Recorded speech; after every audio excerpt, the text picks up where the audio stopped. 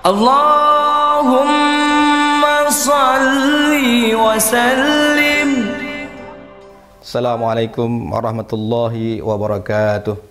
Alhamdulillah, wassalatu wassalamu ala rasulillah wa ala alihi wa sahbihi ajma'in. Qala Allah Ta'ala fil Qur'anil Karim, a'udzu billahi minasyaitonir rajim. Bismillahirrahmanirrahim.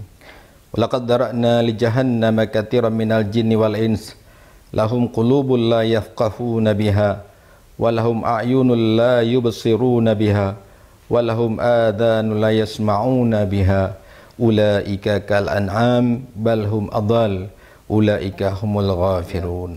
Syukur kepada Allah Subhanahu wa taala, hingga pada detik ini kita masih diberikan nikmat oleh Allah Subhanahu wa taala kepada kita semua, dan tentunya nikmat tersebut harusnya membawa kita kepada terus taat kepada Allah Subhanahu wa taala, bertambah iman dan yakin kita kepada Allah Subhanahu wa taala.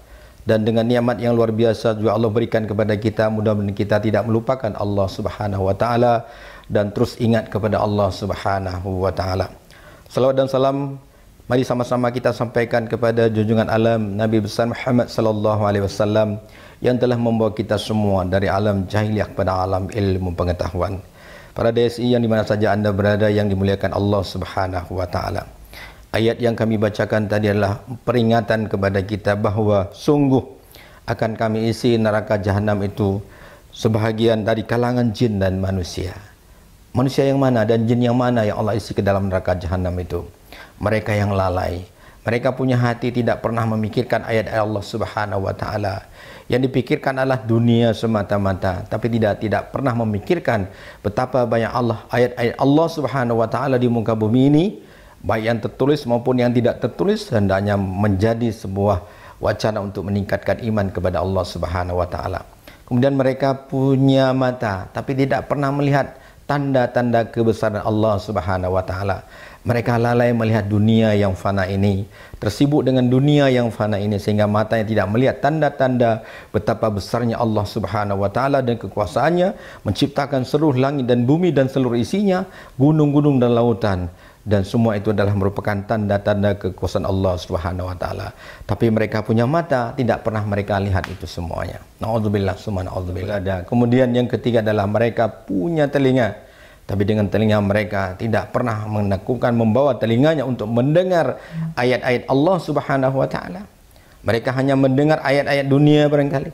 Ya, mereka hanya sibuk dengan mendengar musik dan sebagainya. Tapi mereka tidak mendengar ayat Allah Subhanahu wa taala, peringatan-peringatan Allah Subhanahu wa taala, baik disampaikan oleh para dai, para mubalik, para ulama-ulama.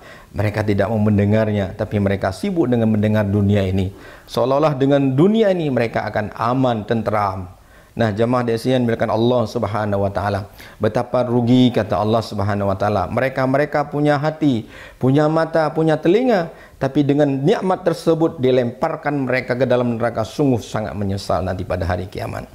Nah, bahkan ketika kita terlalu melewatkan, tidak pernah mempergunakan hal-hal tersebut ke dalam kebaikan dalam agama Allah, mereka diumpamakan seperti hewan ternak. Nauzubillah. Hewan ternak, mereka punya mata, punya hati, punya telinga, tapi mereka tidak mempergunakan dengan baik untuk ingat kepada Allah Subhanahu wa taala. Dengan matanya mereka melakukan sesuatu yang dipandang, diharamkan oleh Allah Subhanahu wa taala. Dengan hatinya dia tidak pernah berfikir bahwa ini boleh, ini tidak boleh, dan dengan telinganya dia tidak pernah mendengar ajakan-ajakan, seruan-seruan kepada kebaikan Allah Subhanahu wa taala. Nah, oleh karena itu maka Allah mengumpamakan mereka yang punya hati, punya mata, punya telinga tidak dipergunakan untuk Allah Subhanahu wa taala dan kelalaian dengan dunia ini, maka mereka diumpamakan sebagai binatang ternak atau hewan ternak. Bahkan balhum adal, mereka lebih sesat lagi. Nauzubillahi min dzalik. Mereka itulah orang-orang yang ghafil, orang-orang yang lalai ya kepada Allah Subhanahu wa taala. Nah, jamaah dasian berkata Allah Subhanahu wa taala, apa sih penyebab kelalaian manusia ini? Nah, yang pertama penyebab adalah tenggelam dalam kecintaan pada dunia. Dunia yang dicintai membuat dia lupa kepada Allah Subhanahu wa taala. Nafsu syahwat yang mereka gebung-gebungkan di dunia ini, melihat selalu ke atas, tidak pernah melihat ke bawah. Dan ketika dia cinta kepada dunia ini, maka luputlah dia cinta kepada Allah Subhanahu wa taala. Dari pagi hingga sore ingat dunia, dari terjaga sampai tertidur terbangun lagi dia ingat dunia. Padahal dunia ini sifatnya hanya sementara dan dunia ini adalah sifatnya menipu. Tapi itulah yang dikejar. Kenapa? Hubbud dunia yang luar biasa. Yang kedua, jamaah yang dimuliakan Allah Subhanahu wa taala, ya, penyebab-penyebab lalai adalah dia melakukan dosa-dosa. Dosa-dosa itu bisa terhalang kita untuk ingat kepada Allah Subhanahu wa taala. Dan yang ketiga adalah kita salah berteman. Berteman dengan orang-orang yang melakukan maksiat. Ingat, teman itu bisa membawa kita kemana saja yang diinginkan oleh dia. Salah kita berteman, maka salah pula amalan kita yang lakukan. Ketika kita berteman dengan seorang penjudi, otomatis kita ikut menjudi. Ketika kita berteman dengan seorang peminum, otomatis kita juga ikut meminum minuman yang diharamkan oleh Allah Subhanahu wa taala. Pantas nanti mereka itu lalai dunia karena salah memilih teman.